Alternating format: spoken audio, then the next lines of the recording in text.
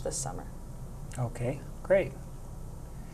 And you got my help, I'll tell you that now. I mean, this is a great project. And we don't think enough in terms of how people move, where they go to work, how long it takes them to get to work, and so forth. And this would just be superb. And really, in the scheme of things, $7 million is not a terrible price to pay for this.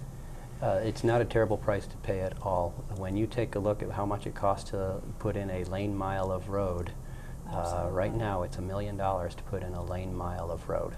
By the way, this isn't a very long tunnel. It's just getting us under the tracks, right? That's correct. Right, exactly. Yeah. Yeah.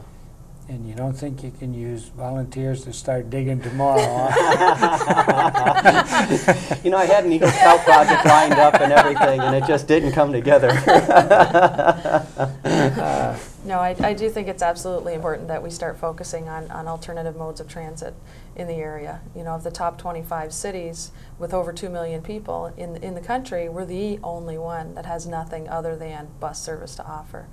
So not only, you know, you talk the light rail going up Woodward, you talk about the multimodal transit facilities. Other cities have many, many of these multimodal facilities. So we really do hope to catch up and provide some of these options so that we can hopefully keep some of our young people here too that have been flocking out of the area to more urban Chicago type of cities. Mm-hmm.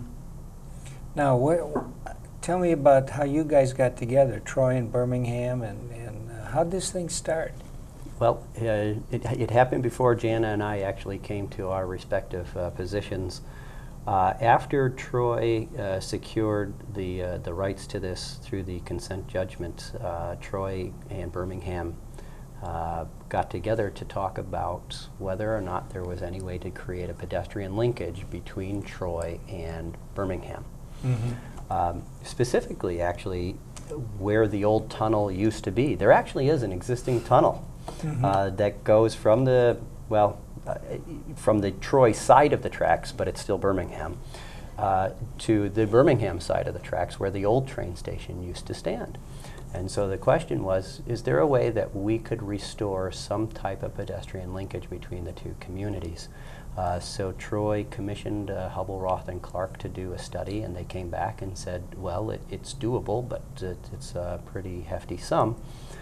But it started the relationship between Troy and Birmingham. Mm-hmm. And really, it started then us thinking, well, now wait a minute, let's talk a little bit more about what does this all mean with regard to the transit center. And when we started talking in terms of really creating a regional asset,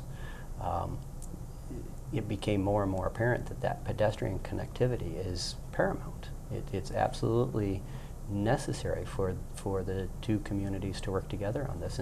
And so I have to thank Doug Smith, and I have to thank John Zerlag and Tom Marcus for having the foresight and doing that in the first place. Yeah. And Jan and I have been very fortunate to been given this assignment to work on. And Doug Smith is now the economic developer at the county level, so you got a friend in court there. Yeah, we do.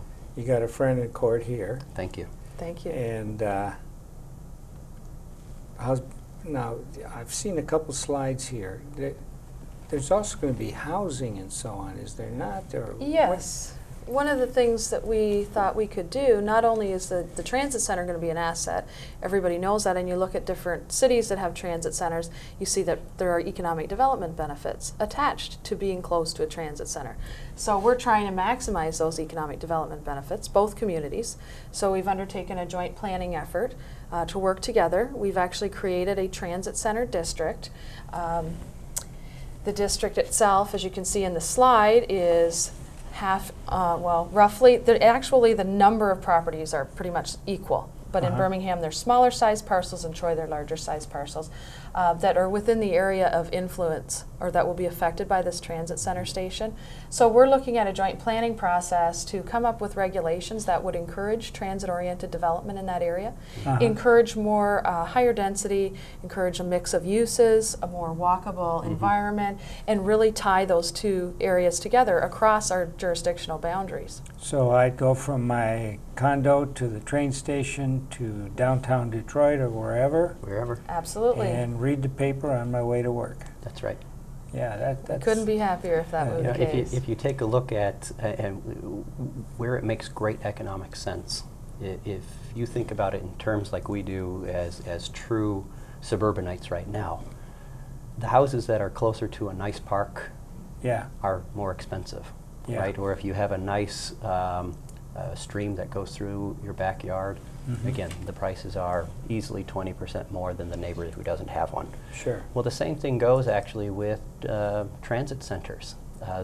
The studies have shown out of the University of Pennsylvania, the studies show that if you are within a quarter mile of a center like this, you are looking at... Yeah, I see that on your chart there, yeah.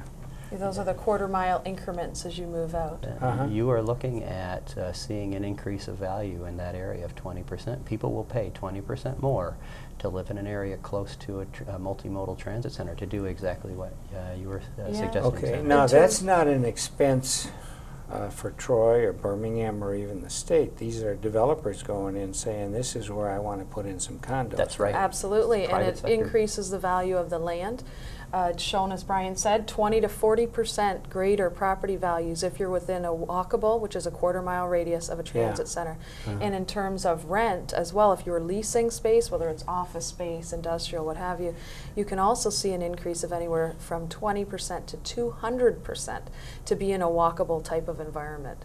So that, of course, brings more tax dollars into Sure. the area and promotes economic development, which we're all happy about. Now, isn't somebody already anticipating this? There's some construction going on back there now, isn't there? Aren't there some new condos back in there? On the Birmingham side, they have done a very good job of encouraging new urbanism, redevelopment of their old industrial area, which is affectionately known as the Triangle District, The right? rail district. The rail district, the Rail triangles on the district. other Goes side. with yeah, the rail, right. Okay. And the project that you speak of is the District Lofts, Yeah. and that's on the same property as Big Rock Restaurant. Yeah. So they now have a mix of uses. They have the Big Rock Restaurant, the Reserve Banquet Facility. They have one loft building that's already constructed and people are living in. Yeah, They I have- visited that a while ago with Representative Marty Nolenberg, Yeah. if I recall. That's right. Yeah. And they're going to be starting up construction on the second building as well. They're actually talking about opening a little coffee shop in that first building as well. They've just been talking about that in the last week or two. So they're really getting a lot of interest over there. They've had good success with the commercial and live workspace on the first floor, as well as they've been renting the units above. Well, and there's also further down is the live work units that was it Crosswinds that they Crosswinds, put yes. together. Again, another very successful project, and shows that there's good demand for that type of product, and that's exactly the kind of product that you can see being very successful within this district. And one of the selling features for those areas, too, was that attraction to the rail. Even though right now the only possibility there is the Amtrak station, Yeah. but still there's that sense, that nostalgia and that tie to the rail, and it lures people down there. So once we got this up and running with more different alternative modes of transportation through there, I think it would be even more appealing. Mm-hmm. Yeah. Go ahead. And we're seeing excitement on the Troy side as well. You know, we've had a developer take a look at some parcels on the Troy side and suggested some possibilities there. The credit markets have kind of dampened the commercial side of things, to say Yes. the least. But you know, that leads to the importance of doing this project now. You know, if we can get this project funded and we can get this project underway and we get it in place before the economy turns around, or Yeah. as the economy is turning around, it really sets the stage for an active redevelopment of an area that is, not at its maximum use potential. Now, you going to have any zoning problems? You guys worked that out? Well, that's one of the things we're talking about with our joint planning effort. In that transit center district that's proposed, we're looking at having a multi-jurisdictional planning group that would oversee it. So there's two things we've talked about. One, just coming up with joint regulations that would apply across the district, and then Troy adopting it individually, Birmingham adopting it individually, and then implementing it individually. Sure. Or coming together and having a joint planning group that would review any development applications within that district. So that's yet to be determined. It hasn't gone to the city commission and councils yet.